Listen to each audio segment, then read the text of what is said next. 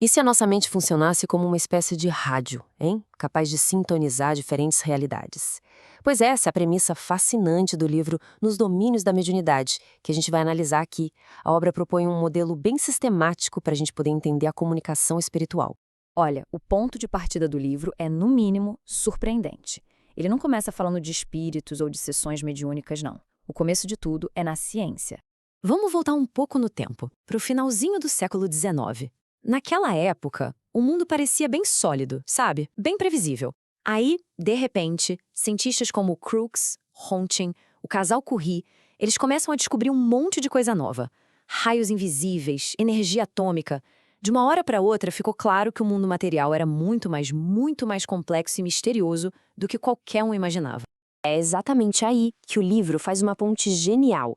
Ele usa toda essa revolução na física para propor a sua ideia central. E se a mente humana operasse de um jeito parecido, emitindo seus próprios raios, suas próprias ondas e vibrações que a gente não consegue ver? Com essa perspectiva, a exploração da mediunidade deixa de ser vista como superstição e passa a ser encarada como um tipo de investigação da natureza da própria consciência.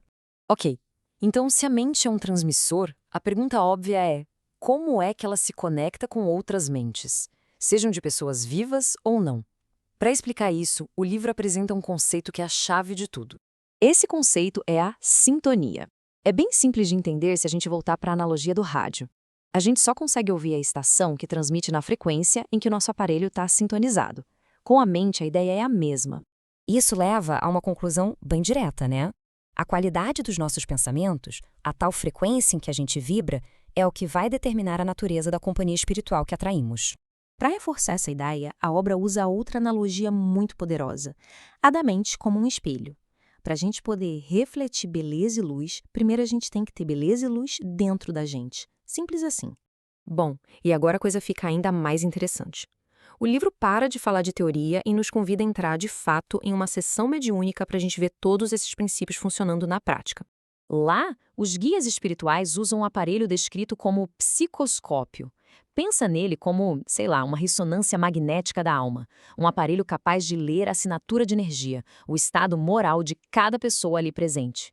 E o que esse aparelho mostra é incrível. Quando o grupo de 10 voluntários começa a orar, o psicoscópio mostra as mentes deles se unindo, formando um campo de luz, uma verdadeira coroa luminosa. Basicamente, um ambiente seguro e protegido para a comunicação poder acontecer. Certo, o ambiente está preparado, mas e a comunicação em si? Como é que ela acontece? Para explicar isso, o livro nos apresenta duas médiums, a Eugênia e a Celina. E cada uma delas mostra um tipo bem diferente de mediunidade de fala. E a diferença entre as duas é fundamental.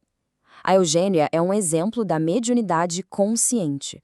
Ou seja, ela fica o tempo todo ciente do que está acontecendo, colaborando com o espírito quase como uma intérprete. Já a Celina entra num transe mais profundo. A mediunidade dela é sonambúlica. Ela se torna um canal mais passivo, e a sua confiança e a sua base moral é que garantem a fidelidade da comunicação. Então, durante a sessão surge uma situação bem específica. Um espírito muito atormentado, chamado Libório, precisa de ajuda para entender as próprias ações do passado. Mas tem um problema. Como é que se pode mostrar para ele algo que nem ele mesmo consegue enxergar?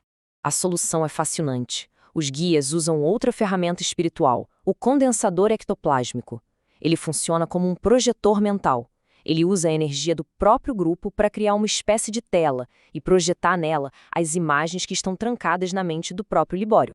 E quando ele se vê confrontado com aquelas memórias, memórias que vêm da própria consciência dele, não tem mais como negar.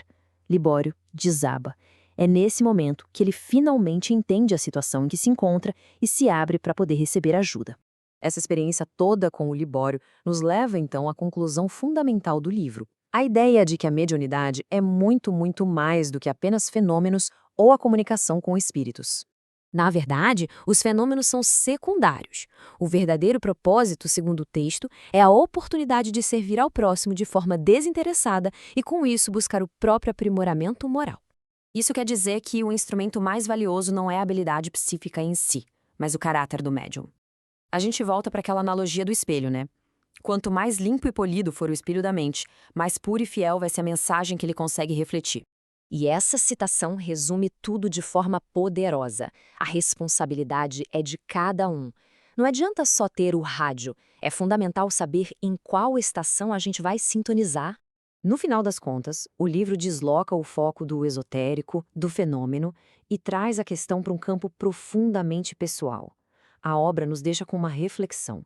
Se cada mente é, de fato, um transmissor, fica a pergunta no ar: o que é que a gente está transmitindo para o mundo neste exato momento?